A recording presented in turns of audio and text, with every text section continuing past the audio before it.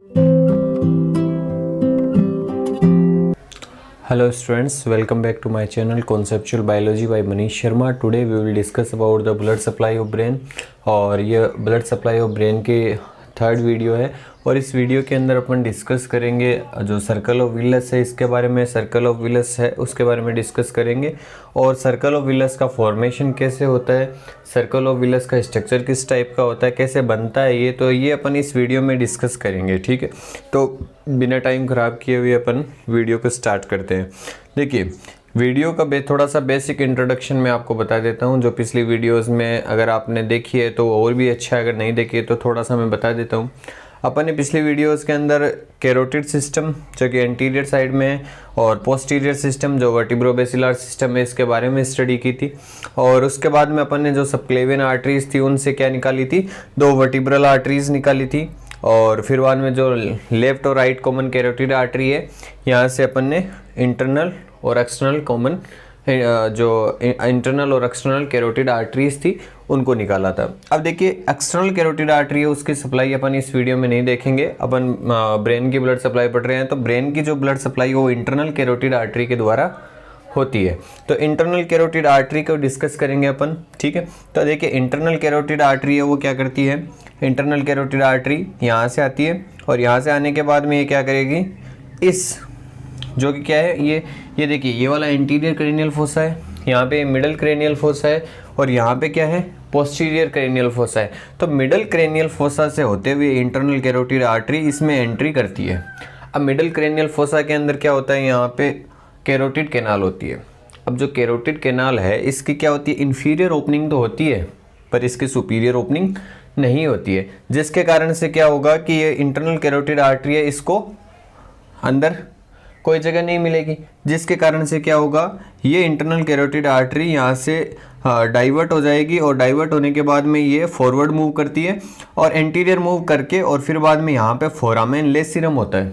यहाँ पे कौन होता है, फोरामेन लेसिरम। फोरामेन लेसिरम को अपन फोरामेन लेसिरम इसलिए बोलते हैं क्योंकि ये लेसिरेटेड होता है, इरेगुलर शेप का होता है, इसीलिए इसको फोरामेन लेसिरम बोलते हैं। इस फोरामेन लेसिरम से होते हुए इंटरनल कैरोटिड आर्टरी कहाँ एंट्री कर जाती है, यहाँ पे जो ये ड्यूरल वीनस साइनस है जिसको अपन बोलते हैं कैवर्नस साइनस, इसके पास में आ जाती है। अब जो ये कैवर्नस साइनस है ये किसका बना हुआ होता है, तो ये जो कैवर्नस साइनस है इसके बारे में अपन डिस्कस करते हैं। देखिएगा जो आपका इसको थोड़ा सा एक्सप्लेनेशन में इसके बारे में दे देता हूँ आपको, जिससे आपको कोई थोड़ा सा मतलब ऐसे ना लगे कि बिल्कुल भी समझ में नहीं आया, तो थोड़ा बहुत इसका कैवर्नस साइनस का मैं आपको आइडिया देता हूँ। देखिए कैवर्नस साइनस होता क्या है कि जो आपके ब्रेन की ऊपर कवरिंग होती है तो इसको सबसे बाहर वाली कवरिंग जो है इसको अपन क्या बोलते हैं, स्कल बोन। ये क्या है, स्कल बोन। ये स्कल बोन के नीचे के बाद में क्या होगा, स्कल बोन के मेनिंजियल लेयर होती है जिसमें से 2 मेनिंजियल लेयर जो ये आपकी ड्यूरामीटर होती है इसके अंदर दो लेयर होती है। ड्यूरामीटर की 2 लेयर होती है, ऊपर वाली को अपन बोलते हैं पेरियोस्टियल लेयर और नीचे वाली को अपन बोलते हैं मेनिंजियल लेयर। ठीक है, और उसके बाद में यहाँ पे एरेक्नोइड मैटर होता है, फिर वहाँ पिया मैटर होता है। इसके बारे में अपन ने पहले भी डिस्कस कर लिया है। अब ये जो ड्यूरामीटर होती है इसमें पेरियोस्टियल और मेनिंजियल 2 लेयर होती है और जो इनके बीच में जो जगह पाई जाती है, यहाँ पे जो जगह पाई जाती है इसके अंदर भरा हुआ रहता है विनस ब्लड। ठीक है, जितना भी डीऑक्सीनेटेड ब्लड है वो सारा किस में भरा हुआ होता है, ये जो यहाँ पे स्पेस है जो स्पेस है इसके अंदर क्या पाए जाते हैं, ड्यूरल विनस साइनसेस। जो ड्यूरल विनस साइनसेस होते हैं जिनके अंदर डीऑक्सीनेटेड ब्लड पाया जाता है वो इन्हीं 2 मेम्ब्रेन के बीच में पाया जाता है। अब क्या होता है, पेरियोस्टियल और मेनिंजियल लेयर होती है वो एक दूसरे से चिपकी हुई रहती है, आमतौर पे एक दूसरे से चिपकी हुई रहती है, पर कुछ जगह पे सेपरेट होती है और विनस साइनसेस का फॉर्मेशन करती है। ठीक है, ये आपको एक छोटा सा आइडिया था जो मैंने आपको दे दिया है। अब देखिए जो ये कैवर्नस साइनस है इसकी लोकेशन की बात करूं मैं तो कैवर्नस साइनस क्या होता है, यहाँ से यहाँ पे देखिए सुपीरियर ऑर्बिटल फिशर पाया जाता है, यहाँ से लेके और ये एक्सटेंड करता है पिट्रस पार्ट ऑफ टेम्पोरल बोन तक। ठीक है, यहाँ पे पिट्रस पार्ट ऑफ टेम्पोरल बोन तक ये एक्सटेंड करता है और इसकी एग्जैक्ट लोकेशन अगर देखें तो एग्जैक्ट लोकेशन की अगर बात करूं तो एक सुपीरियर व्यू लिया है मैंने। इस सुपीरियर व्यू में जो बीच में बिल्कुल सेंटर में पाया जाता है वहां पे यहाँ पे जो सेंटर में पाया जाता है इसे अपन बोलते हैं पिट्यूटरी ग्लैंड। ये पिट्यूटरी ग्लैंड सेल्ला टर्सिका नाम की एक कैविटी होती है इसके अंदर पाया जाता है और यहाँ पे सिम्पेनोइड बोन होती है, इस सिम्पेनोइड बोन के अंदर जो कैविटी है सेला टर्सिका, उसके अंदर पिट्यूटरी ग्लैंड पाई जाती है। तो यहाँ पे देखिए इसके बिल्कुल लेटरल साइड में, यहाँ पे और यहाँ पे दो जगह पे दो ये कैवर्नस साइनस पाए जाते हैं। ऐसे बहुत से साइनसेस होते हैं, उनके बारे में अलग अलग जब टाइम मिलेगा तब अपन डिस्कस करेंगे, ठीक है। तो अब देखिएगा यहाँ पे जो ये आपकी इसकी लेंथ और विड्थ की बात करूँ तो ये इसकी जो विड्थ होती है वो होती है 1 सेंटीमीटर और 2 सेंटीमीटर इसकी क्या होती है, लेंथ होती है, ठीक। इसकी 2 सेंटीमीटर इसकी लेंथ होती है और 1 सेंटीमीटर इसकी विड्थ होती है, ओके। अब अपन इसके जो इंटरनल कैरोटिड आर्टरी है इसके बारे में डिस्कस करते हैं। देखिए जो इंटरनल कैरोटिड आर्टरी है, यहाँ से सबसे पहले कैरोटिड कैनाल से एंट्री करती है, फोरामेन लेसिरम से बाहर निकलती है, फिर बाद में इसके बिल्कुल पास में होते हुए कैवर्नस साइनस से, फिर बाद में इसकी रूफ से निकलती है। ये रूफ के पास में से निकल रही है, ठीक है। और फिर बाद में यहाँ पे देखिएगा, यहाँ पे इसकी है ना 3 ब्रांचेस आती है। जो आपकी इंटरनल कैरोटिड आर्टरी है इसकी कितनी ब्रांचेस है, यहाँ पे 3 ब्रांचेस। पहली कौन सी है यहाँ पे, ये पहली है ऑप्थेल्मिक, ठीक है। ऑप्थेल्मिक इसकी पहली ब्रांच है। ऑप्थेल्मिक आर्टरी यहाँ पे जो ये ऑर्बिटल कैविटी है इसके अंदर एंट्री करती है और उससे एंट्री करने से पहले ही बहुत सारी ब्रांचेस ये दे देती है, ठीक है। फिर वहाँ ऑर्बिटल कैविटी में एंट्री करने के बाद में भी इसकी ब्रांचेस होती है। तो इसमें सबसे मेन ब्रांचेस होती है सेंट्रल रेटिनल आर्टरी, ठीक है। यहाँ पे सेंट्रल रेटिनल आर्टरी होती है जो कि रेटिना को सप्लाई करती है।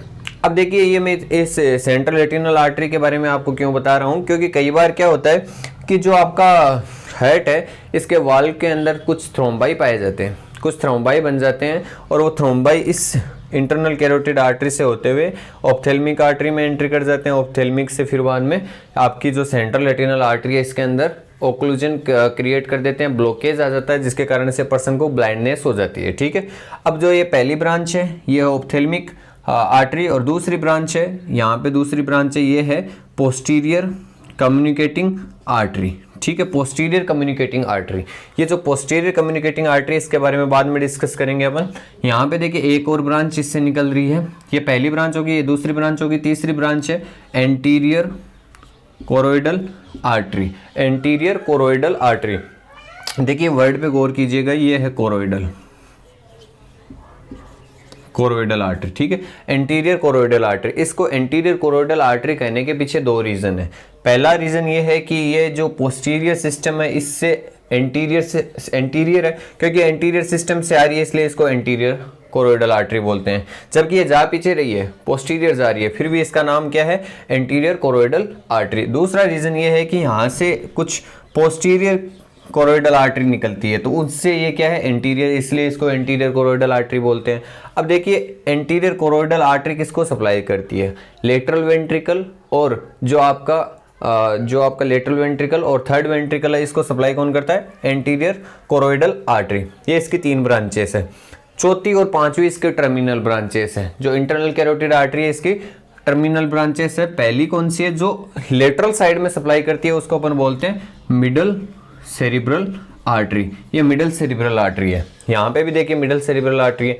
यहाँ पे देखिए ये जो मिडल सेरिब्रल आर्टरी है इससे एक और यहाँ पे टर्मिनल 2 ब्रांचेस थी, पहली मिडल सेरिब्रल आर्टरी है और दूसरी anterior cerebral artery. Anterior cerebral artery यहाँ पे मैं आपको मेंशन कर देता हूँ, एंटीरियर सेरिब्रल आर्टरी, ठीक है।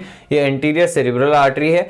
अब क्या होगा कि ये जो इधर वाली जो राइट साइड का कैरोटिड सिस्टम है, ये लेफ्ट साइड के कैरोटिड सिस्टम से कनेक्ट होना चाहता है। तो कनेक्ट होने के लिए यहाँ पे ये वाली जो आर्टरी है इसे अपन बोलते हैं एंटीरियर कम्युनिकेटिंग आर्टरी। ये है आपकी एंटीरियर कम्युनिकेटिंग आर्टरी, जो कि क्या कर रही है, एंटीरियर सेरिब्रल आर्टरी को कम्युनिकेट करवा रही है, दोनों को क्या कर रही है, मर्ज कर रही है एक साथ में, ठीक है। अब देखिए यही सेम यहाँ से होगा, यहाँ पे भी देखिए इंटरनल कैरोटिड आर्टरी आ रही है, उससे सबसे पहली ब्रांच ये आपकी ऑप्थेल्मिक आर्टरी है। फिर बाद में यहाँ पे देखिए दूसरी ब्रांचेस, ये पोस्टीरियर कम्युनिकेटिंग आर्टरी, ये आपकी रही एंटीरियर कोरोइडल आर्टरी, और यहाँ से एक आगे की साइड में जा रही है, इसको अपन बोलेंगे ये आपकी मिडल सेरिब्रल आर्टरी, और ये आपकी कौन सी है, एंटीरियर सेरिब्रल आर्टरी।